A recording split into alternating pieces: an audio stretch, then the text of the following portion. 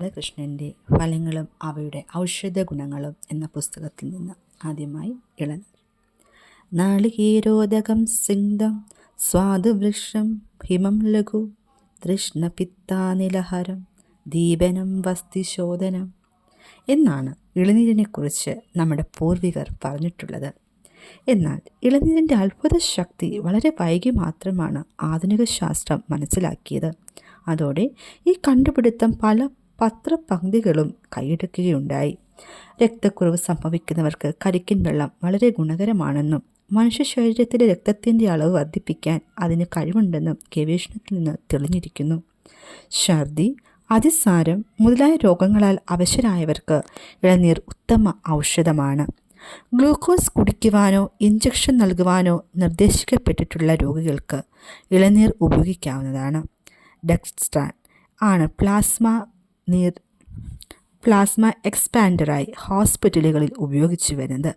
ഇളനീർ ഒരു സ്വാഭാവിക ഡെക്സ്ട്രാൻ ആണെന്ന് ലക്ഷദ്വീപിൽ കോളറയ്ക്ക് ഇളനീർ കുത്തിവെച്ച് സുഖമാക്കിയ സംഭവം തെളിയിക്കുന്നു. രണ്ടാം ലോക മഹായുദ്ധകാലത്ത് പൾഫിക് ദ്വീപുകളിലെ തടവുകാരിൽ ഇളനീർ കുത്തിവയ്പ് നടത്തി ബെർബറി, പെല്ലാഗ്ര രക്തക്കുറവ് എന്നിവ മാറ്റിയതായി ക്യാപ്റ്റൻ ടിച്ചുമണി മധുര മെഡിക്കൽ അസോസിയേഷൻ്റെ മുമ്പാകെ സമർപ്പിച്ച തീസിസിൽ രേഖപ്പെടുത്തിയിട്ടുണ്ട്.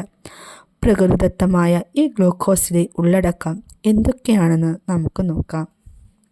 കാൽസ്യം, സോഡിയം, പൊട്ടാസ്യം, മഗ്നീഷ്യം, ഇരുമ്പ്, ചെമ്പ്, കോപ്പർ, സൾഫർ, ഫോസ്ഫറസ്, ക്ലോറിൻ.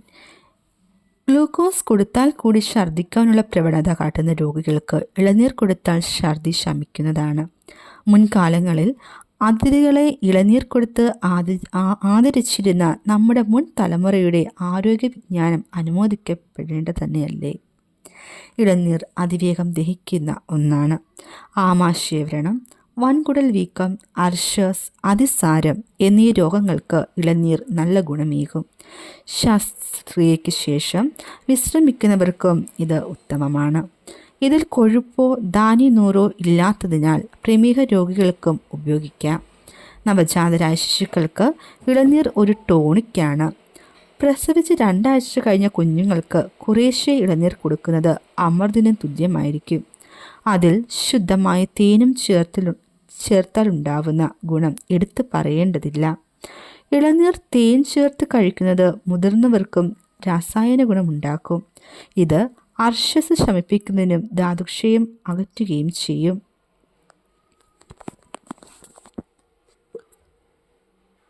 ൾക്ക് തുല്യമായ അളവിൽ പാലും ഇളനീരും ചേർത്ത് കൊടുത്താൽ ഛർദി, ദഹനക്കേട്, മലബന്ധം എന്നിവയെ തടയുകയും ദേഹത്തെ പോഷിപ്പിക്കുകയും ചെയ്യും.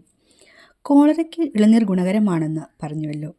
ഛർദിയും വയറിളക്കവും മൂലം ശരീരത്തിലെ ജലാംശവും പൊട്ടാസ്യവും സോഡിയം എന്നീ ഘടകങ്ങളും നഷ്ടപ്പെടുമ്പോൾ അതിൻ്റെ പരിഹാരത്തിനായി ഇളനീരിൽ ചെറുനാരങ്ങാനീര് ചേർത്ത് സേവിച്ചാൽ നല്ലതാണ്. വ്രണങ്ങളിൽ ഇളനീർ ലേപനം ചെയ്യുന്നത് ആശ്വാസം നൽകുകയും അത് വേഗത്തിൽ ഉണങ്ങുവാൻ സഹായിക്കുകയും ചെയ്യും.